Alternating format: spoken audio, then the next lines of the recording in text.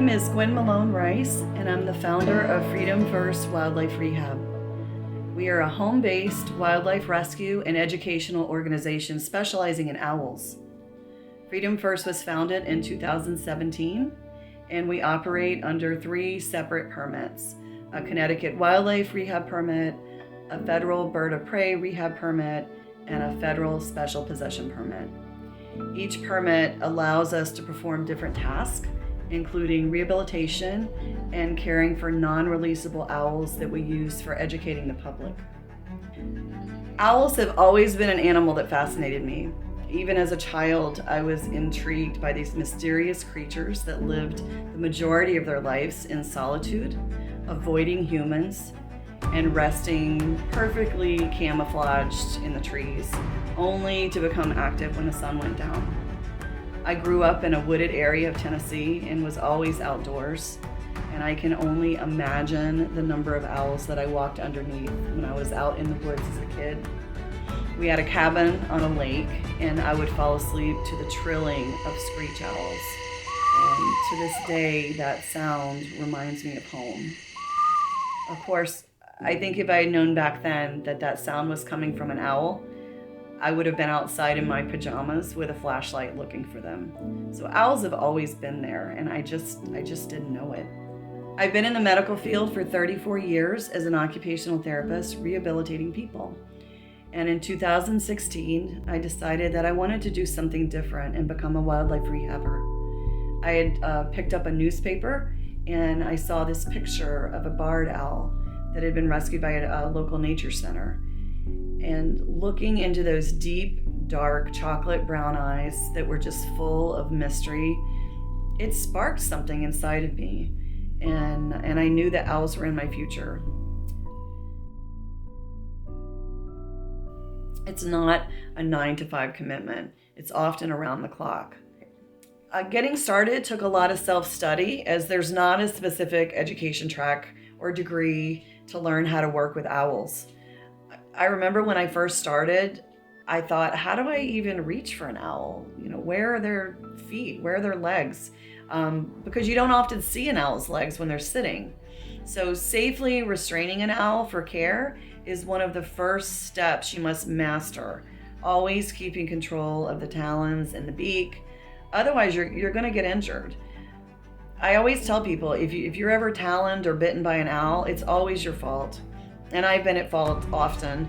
Either you weren't prepared or skilled, you let your guard down, or you didn't read the owl's behavior correctly. It is a huge ask for an owl to be in the presence of a human, and they will defend themselves.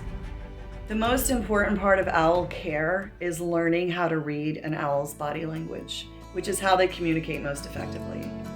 However, this communication ranges from the very obvious to the most subtle holding of their feathers. Learning and understanding owl communication is done through extensive observation over months and years of time. I continue to learn every day from every owl that comes into care. In the beginning, I spent hours on the computer, and the first barrier was finding a mentor.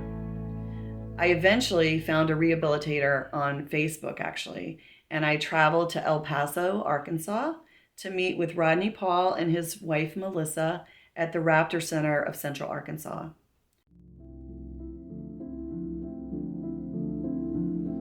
Hi, I'm Rodney Paul. I'm founder and director of Raptor Rehab of Central Arkansas. What we do at Raptor Rehab is we take in sick, injured, or orphaned birds of prey and nurse them back to health or raise them to adulthood and release them out into the wild. Me specifically, I specialize in raptors such as hawks, owls, falcons, vultures, and bald eagles. Any wildlife rehabilitator is always in need of financial support. This is a money-losing venture to get into. It's very rewarding, but like I said, it's very expensive. We have to be an advocate for our wildlife. They can't speak for themselves. We have to speak for them. That's where my passion is driven. Rodney became a great sounding board and resource for me, and I would reach out to him with the most basic of questions, and he would help me problem solve. My biggest break came when I connected with a conservation officer and bird of prey rehabber, Dean Wojak. Dean gave me the opportunity to have hands-on time with hawks and owls and mentored me through the regulation process. Thankfully, he trusted me and gave me the opportunity to make mistakes as part of my learning, and mistakes I made. But fortunately, this only strengthened my knowledge base. This was a slow process, and it took a total of 5 years to gain a federal permit to care for owls independently. But it wasn't just preparing the physical location. I had to learn about owls. First and foremost, owls in the wild are fiercely solitary. They spend the majority of their lives in quiet, dark solitude, something that we as humans are unaccustomed and for many humans are even uncomfortable in the dark. And that's what owls can teach us: how to heighten one's senses, how to be in their world. Owls use hearing to guide most every action, even more so than their vision.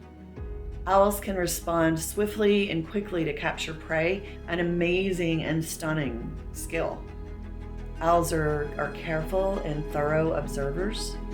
The ultimate goal for an owl after they engage is being left alone in solitude, which is of course what an owl desires most in life: quiet, uninterrupted, alone time.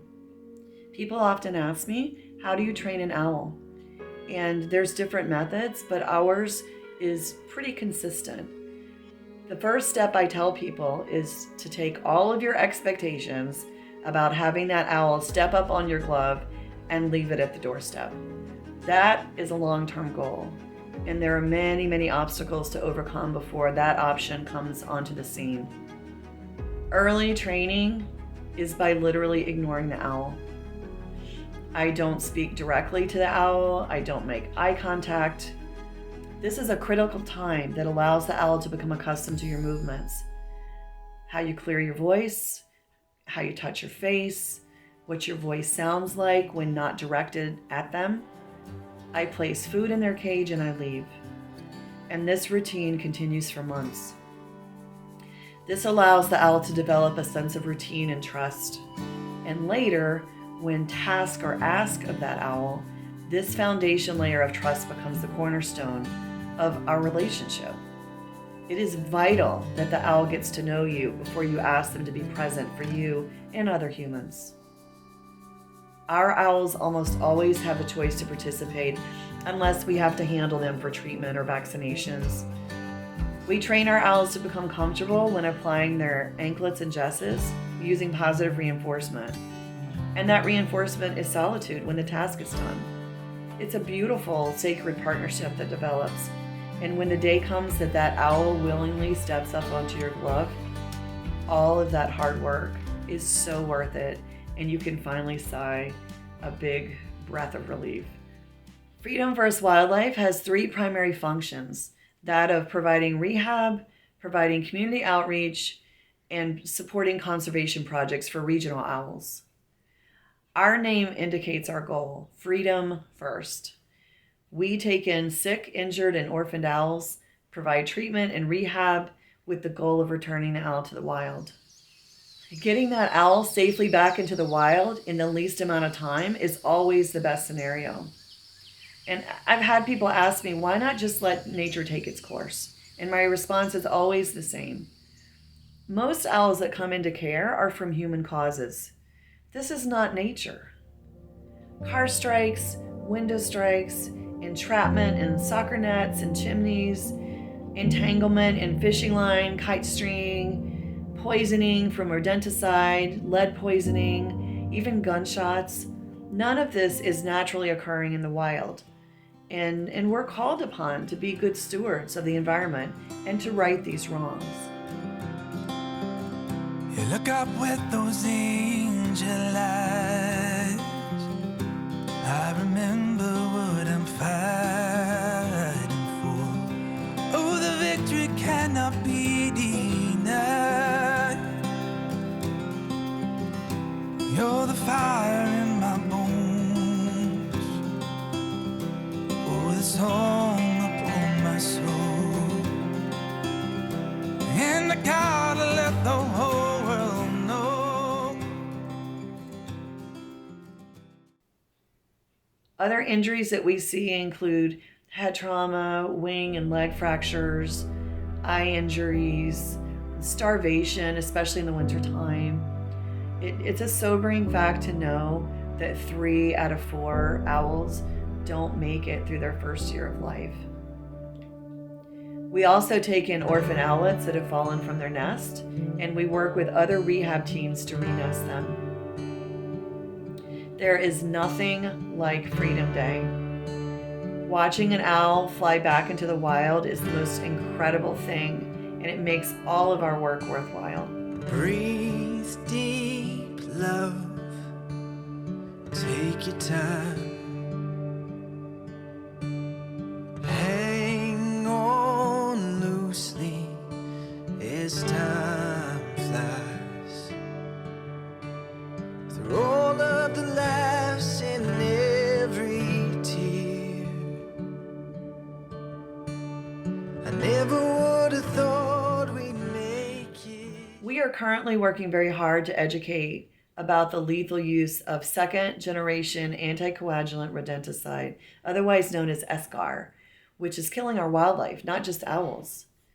People that choose to use poisons for rodent control are putting these toxic, lethal substances into our environment, and it kills non-targeted animals as it travels up the food chain. The mice eat the poison, they don't die right away, but instead they become weak and they're an easy target for a predator like an owl or a hawk or a bobcat, a fox, and many animals that consume mice, including domestic dogs and cats. These animals become non-target victims of poison and end up losing the ability to clot their own blood, and they bleed to death. And it doesn't solve the rodent problem. We provide education on the use of sanitation methods and the use of integrated pest management, which includes snap traps and bucket traps, cleaning up garbage, eliminating rodent food sources like bird seed from bird feeders. Because if you're feeding the birds during the day, you're feeding mice at night. We recommend that people seal up points of entry in their homes and structures using natural deterrents, installing owl houses and hawk perches. These are all examples of ways to control rodent pests without the use of poison, because no poison is safe. Poison is poison, and it's a horrible, horrible death. Holding an owl as it bleeds to death internally and then externally is horrific, and it's something I hope someday I never have to see again. Sometimes owls are too injured to be released, and we have a special possession permit from U.S. Fish and Wildlife to hold these owls as educational ambassadors. Most people have never seen a live owl, and one of the most rewarding parts of outreach is watching the excitement and the expression of amazement when someone sees an owl, a live owl, for the first time. I work with them every day, and every time I look at an owl, it never gets old.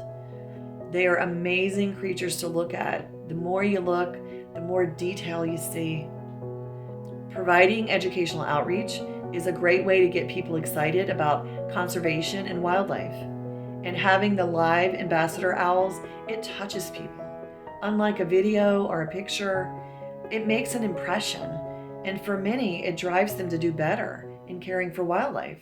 I know. Have you missed coming? Have you seeing it? We had our picture taken with her last year. She was not. Oh, you weren't here. I was sent away from my child. Oh my goodness. We were arguing. Oh my goodness. Oh, that's right. I had forgotten.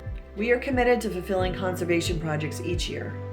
This past year is actually a 2-year project designed to support the Connecticut State Endangered Barn Owl. We worked with an initial grant opportunity, and then with massive community donations of time and effort, we were able to install 17 barn owl houses across southeastern Connecticut. My name's Rob Schacht, better known by the name Digga. I own and operate Huntsbrook Farm, which is a non-certified, organically managed vegetable operation in Quaker Hill, Connecticut. We are a small farm. We grow on about 5 acres, and we hold markets here at the farm. We do a farmer's market off farm.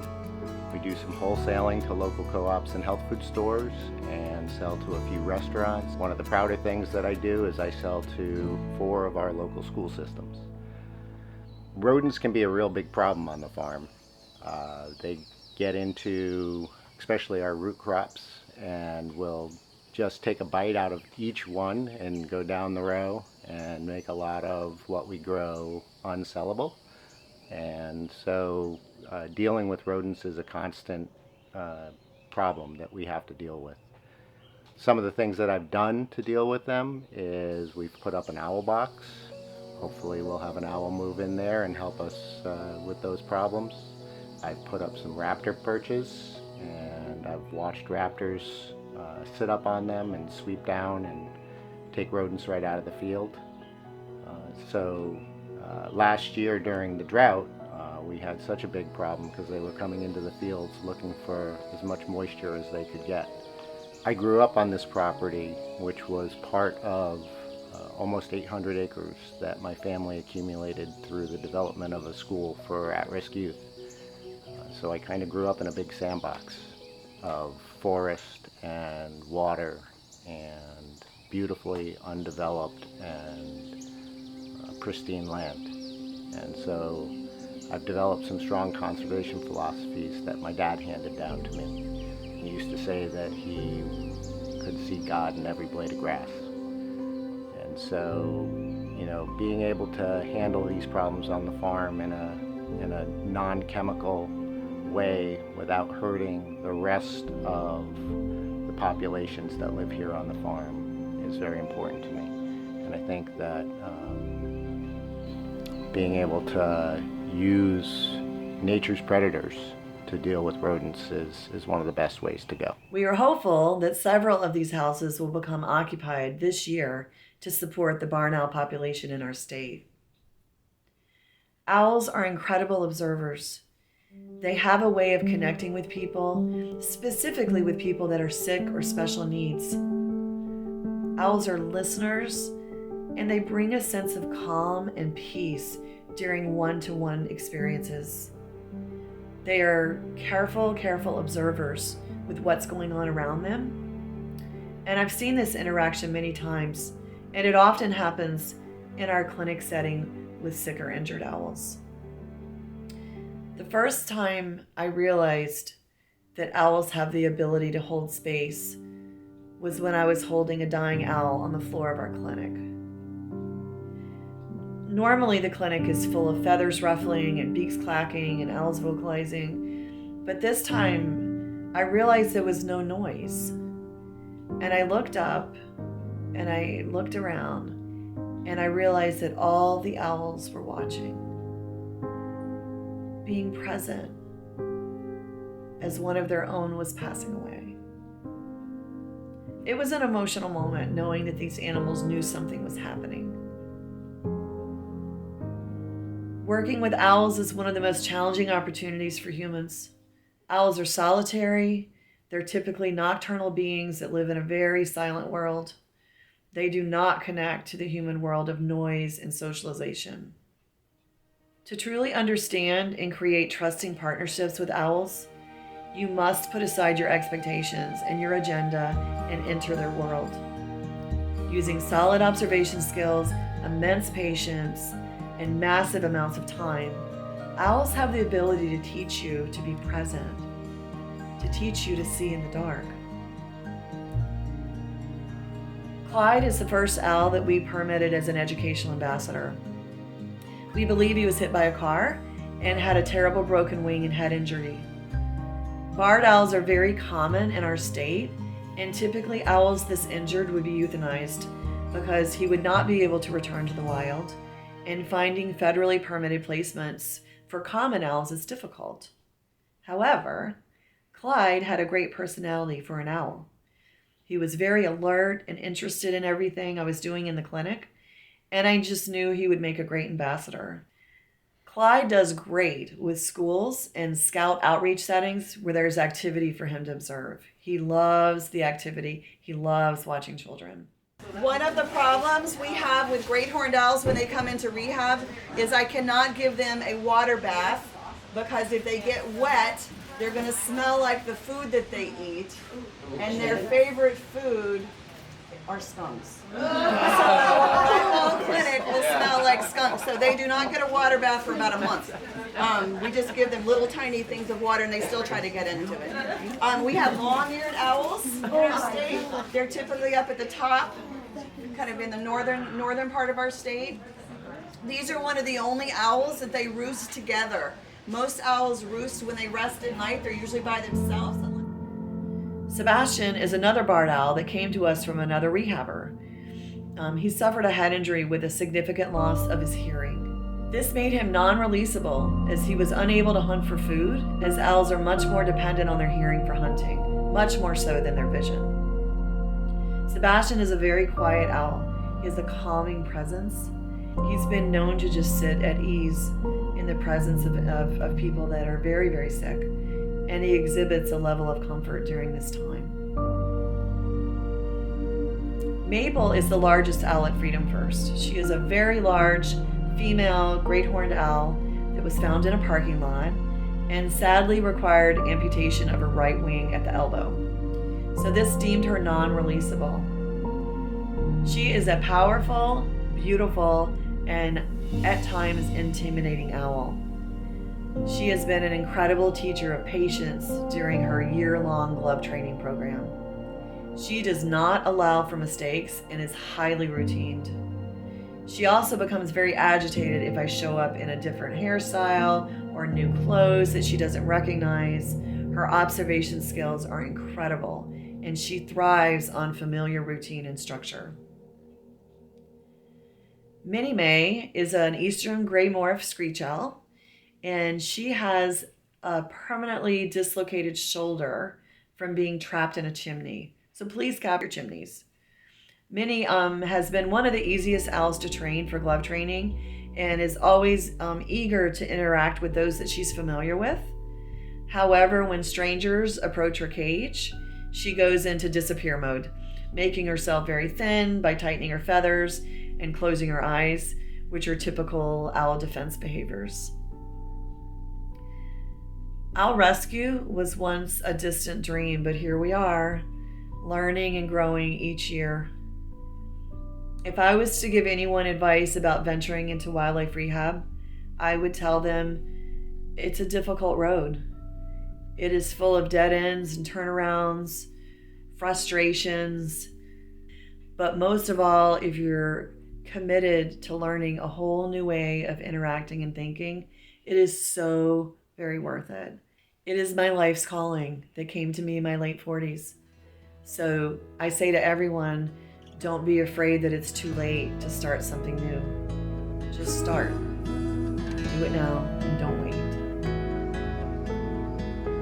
I'll be the one by your side through the good and the hard times, when we're laughing, when we're hurting. I'll be the one that you need through the love and tragedy.